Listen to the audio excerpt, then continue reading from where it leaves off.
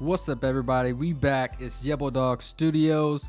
We're talking about Promised Neverland Season 2, Episode 5. I'm going to go ahead and touch on a little bit of 2 through 4, but not much of that. I got a special guest in the building once again, SmurfBrownVoices. Here again on the podcast. What's up, Smurf? What's up, man? How's it going? It's going good. Appreciate you coming through, talking about stuff. You have something else to say? Oh, no, man. I'm just happy to be here.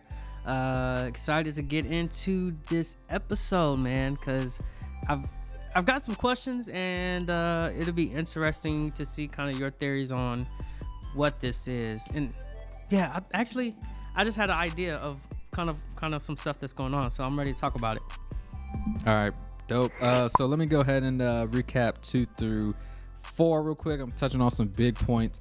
So in my last video for the first episode, I had some questions about who the hooded people or hooded demons were, if they're going to be an ally to Emma and Ray and the whole squad. And turns out there's a little bit of twist. So spoiler alerts here. If you guys have not watched any of the previous episodes, do not watch any further. Go ahead and go watch that and then turn this back on. So I'm going to go ahead and continue now.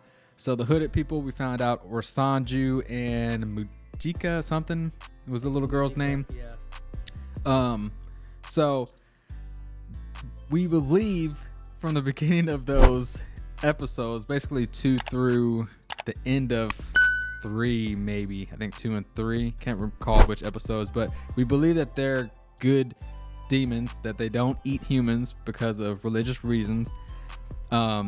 And it seems like Emma and the small demon girl were hitting it off pretty well. Emma was feeling a little bit of a connection with her just because Mujika, I don't remember how to pronounce her name fully, but how she was explaining that she never saw a human or talked to him in person, and how that they're pretty similar. So Emma was connecting with her. It seemed like she was connecting with Sanju as well, that Sanju taught her how to hunt, taught her that she needs to be wary of any other demons around, and also taught them about the 1,000 year, what would you call it, agreement Yeah. that the demons and the humans have, and also told them about the other human world that's out there. So that was good. And then it turns out actually that Sanju really is just helping them for his own benefit in the future, and he kind of turns out to be a little bit violent and crazy. And I don't know what episode 3, I believe. It's like the middle of 3. Yeah, around the middle of 3. But he goes back and fights that other demon squad that was running after them, and then shows them how to get to what's the dude's name, William Minerva's spot, basically the shelter coordinates, yeah, how to get there and how to be safe. So he's kind of like a anti-hero, I guess at this point. Yeah, I guess at this point he's an anti-hero. The other thing is, pretty much what their agreement is that the earth is divided. And it was due to demons really, the demons and the humans not getting along, and the resentment, and the demons hunting humans, but they really wanted the violence to end. So they came up with an agreement to, okay, we're going to split the earth pretty much. Humans on one side, demons on the other. And for the demons to prevent them from coming to hunt the humans, hey, we'll have these farms set up. And from these farms, that's where you can get your source of food. But Sanju, right? I'm pronouncing it right. He helps Emma and Ray and the gang pretty much just for his own selfish reasons, because he believes that food is supposed to be in a natural state. He doesn't believe any of the humans raised on these farms are natural food for him, and it's not good for him and his body.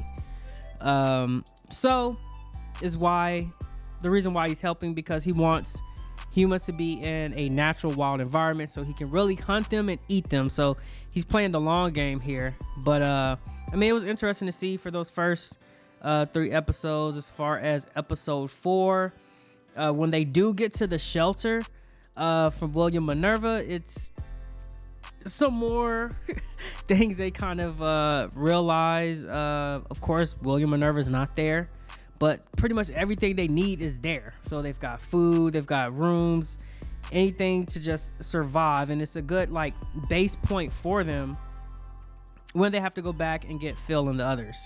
But that is quickly turned on its head because of course Mom from the Grace farm where the gang comes from, she's pretty much in prison because pretty much her top cattle in a sense escaped, and so they sent like the troops after them and to collect them, and pretty much they found the shelter, raided it, and everybody had to figure out how to fight them and escape. But they get out the shelter, they get to the edge of the woods, they're pretty much going to go back, but all of the soldiers pretty much are eaten by this spider demon, and then that's kind of where it leaves off for episode 4. But now let's really get into episode 5 and kind of what's going on. So episode 5, we pick up right from there. So it's a little bit of a time skip, I believe, from the end of episode 4. We move into where we see a demon village. Looks like a normal village, pretty much just filled with demons. So they had food being sold. You had a lot of demons walking back and forth. It looked just like a normal human town, pretty much. But this is a town for some of the lower class demons, the poorer demons, which we learn and find out later out in the episode. And then we also follow a group of smaller demons that turn out to be Emma and the gang, disguised as demons actually, going to get some food from that little market area. And they go back to like a temple, small like abandoned temple that I think they're called the blood demon temple or something, we found out later. So I just had a few points just to kick it off that we could discuss. Basically, there were some questions on how Emma and the gang were actually getting the food, if they were stealing it or if they were actually paying for it, which I know you had some questions on. So what do you think, Smurf? I know we kind of spoke on it earlier. If they are quote unquote paying for it, I don't know how much they've immersed themselves being disguised into the village. I think it's a risk trying to do any little tasks or jobs for these demons. The fact that they didn't show us, I guess I would assume that they're stealing it. But even with that being the case, they don't have enough.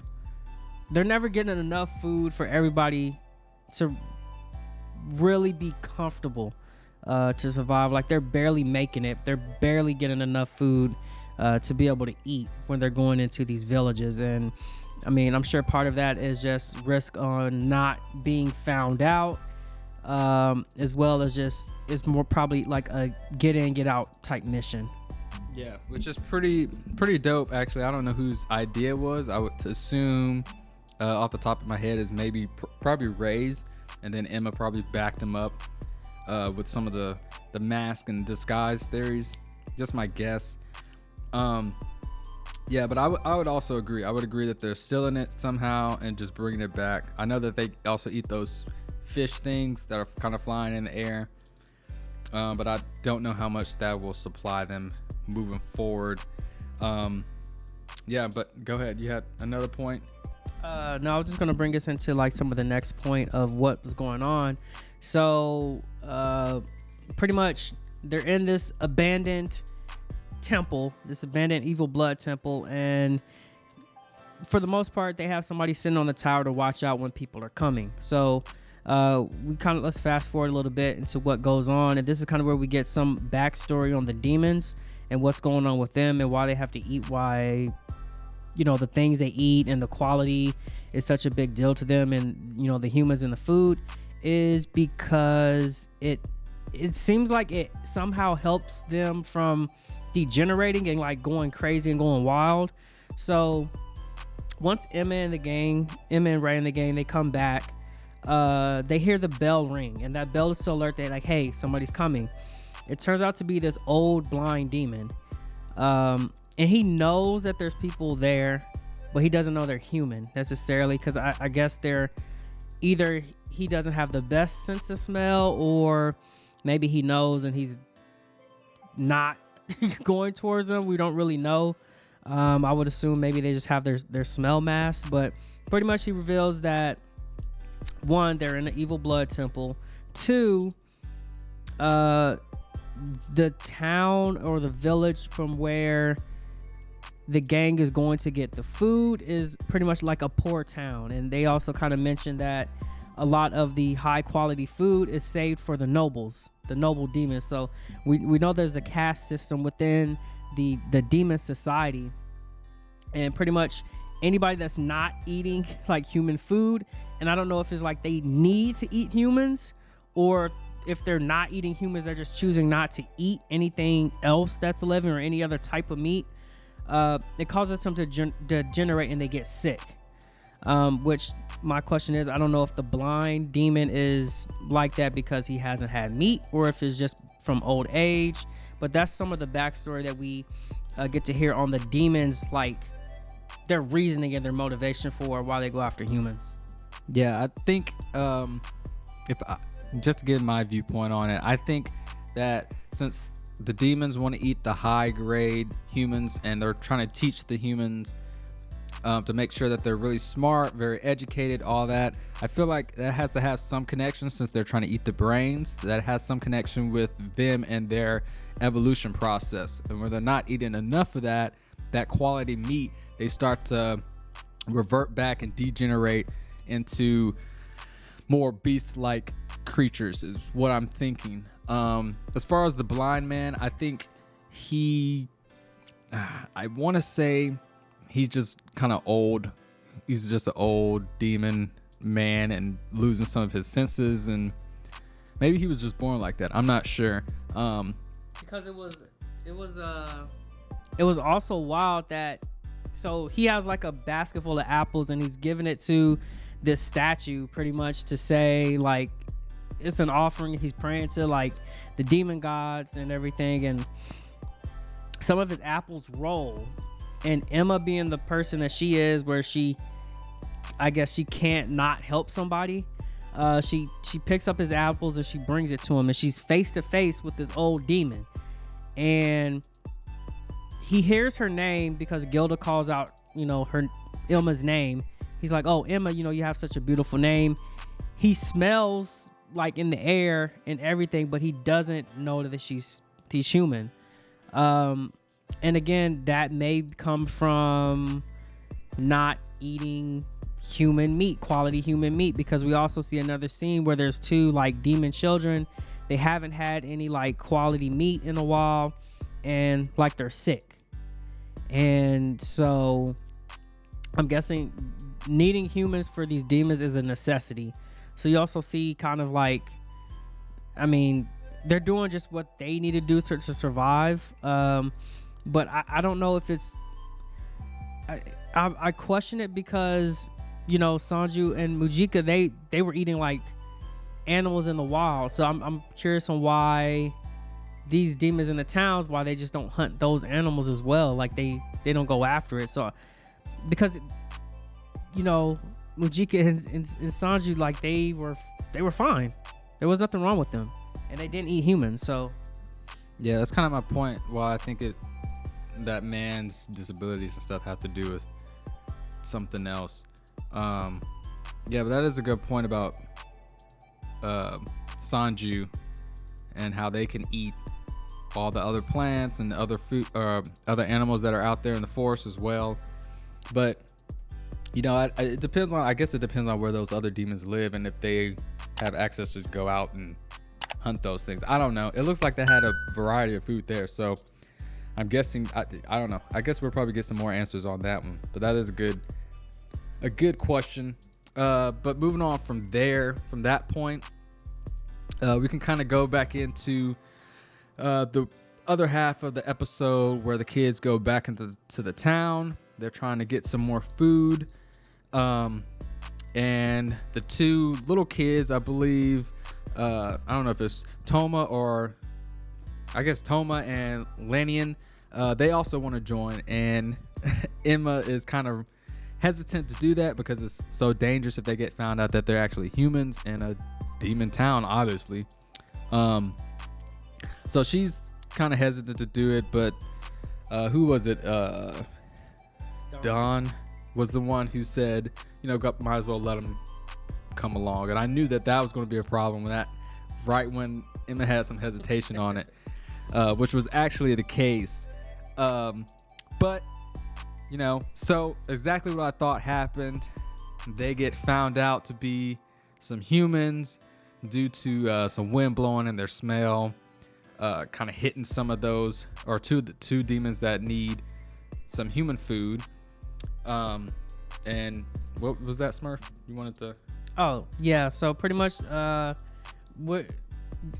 there were two demons, and we've kind of seen them like throughout the episode. It's like this kind of chunky one and this tall, slender one, and pretty much they're searching for meat to get to, I guess, for their brothers, their younger brothers that are sick. And one of the chunkier one mentions that, hey, the kids from the Grace farm, like, they haven't been captured yet.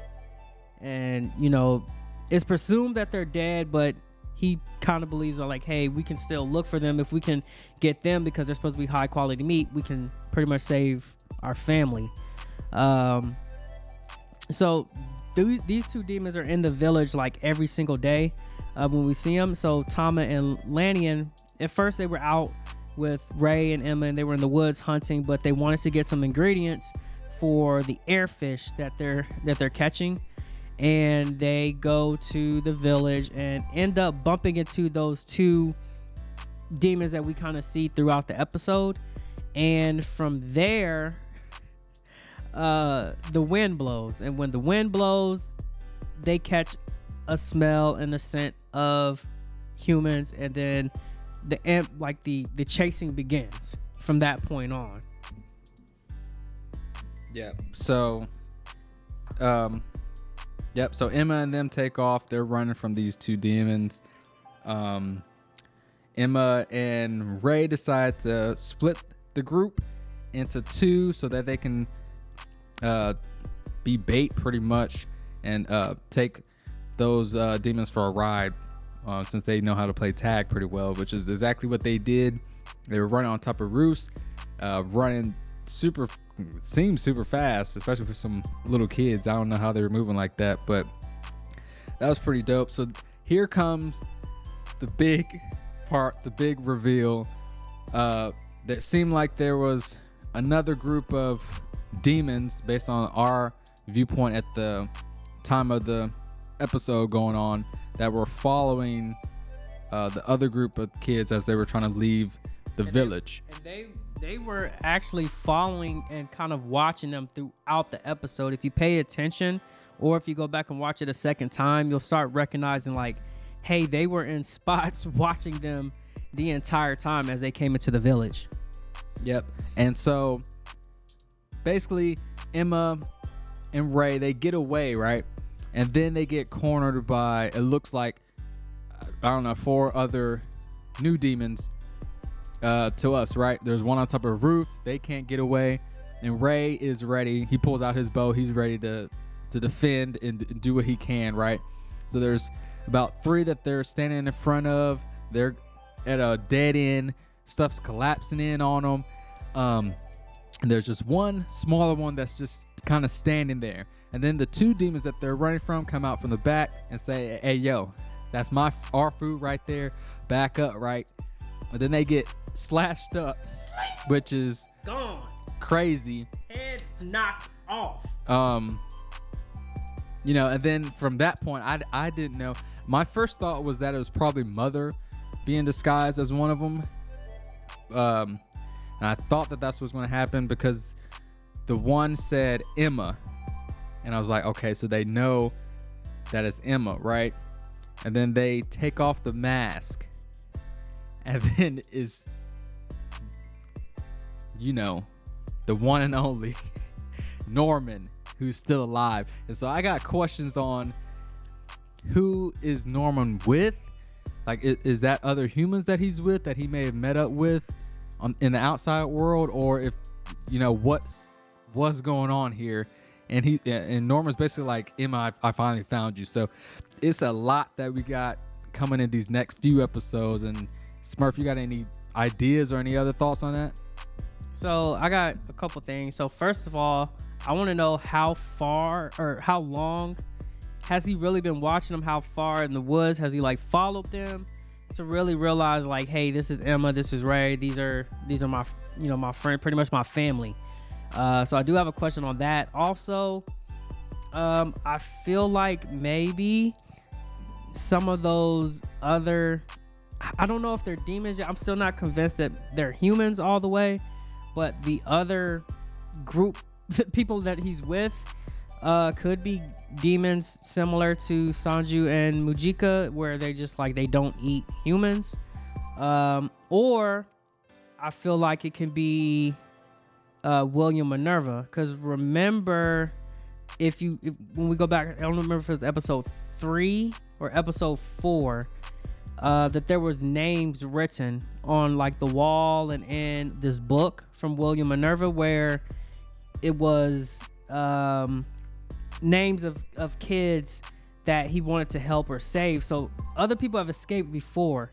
So I'm wondering if those are potentially them, maybe a little bit older, but I don't know, because the timeline on that is a little wonky and weird. I think William Minerva is like years and years and years ago, but I can't remember the timeline on that. But it could be a group that he put together, kind of like a militia of sorts. Yeah, that's what I'm kind of thinking, that there's probably something out there, some group, and Norman was able to meet up with them, and Norman's probably been looking out or trying to get in contact with Emma as well. So yeah, it's kicking off. Stuff is heating up in Promised Neverland now. My boy Norman is back, which gives me a lot of excitement, because that probably means that they're going to have some crazier schemes to be able to get in and out of some stuff, depending on if Norman doesn't die and if he's still on their side. Like there won't be some crazy twist like that. But that's gonna wrap it up for this episode. We're gonna touch on that next episode, and maybe if they answer some of our questions, then we'll come back, we'll discuss that. Smurf may be back on, we'll see, depending on his schedule. Yeah, I'll definitely be back. I actually have a couple other ideas now that I think about it. Another potential thing, and I guess it's the last thing before I sign off. What if it is Mother, and somehow they've used maybe some magic or ability to disguise one of the demons as Norman actually, to bring them in, or Grandma has some ability to do that. That's a good point. That would be crazy. Yeah, that would be a big twist, because they would trust Norman. That's my thing too. Like, I'm not fully, since it ended with just Norman being there, just his face, I'm not fully convinced yet. But that's still dope if he's back, because, and I have a feeling that he probably is back, but we'll see, because that would be crazy if it is Mom. Anyway, or Grandma. Anyway, that's it for this episode. Thank you guys for tuning in. As always, smash the like button, subscribe, comment, hit the notification bell. And Smurf, what's your social media? So y'all can follow me on Instagram at SmurfBrownVoices. You can follow me on Twitter at SmurfBrownVoice. I'm working on my YouTube channel. I plan to launch that by April or May to have that up and running. And I'll also be posting like on my Instagram and everything like that, where you can catch some of my voices, some of my skits, anything of the sorts. So yeah, connect with me on there, and yeah, thank you for having me on, man. This is fun as always. Yep, no problem, bro. Thanks for coming on. All right, y'all, we signing out. Everybody have a great rest of your day, evening, night, whatever time it is. Peace.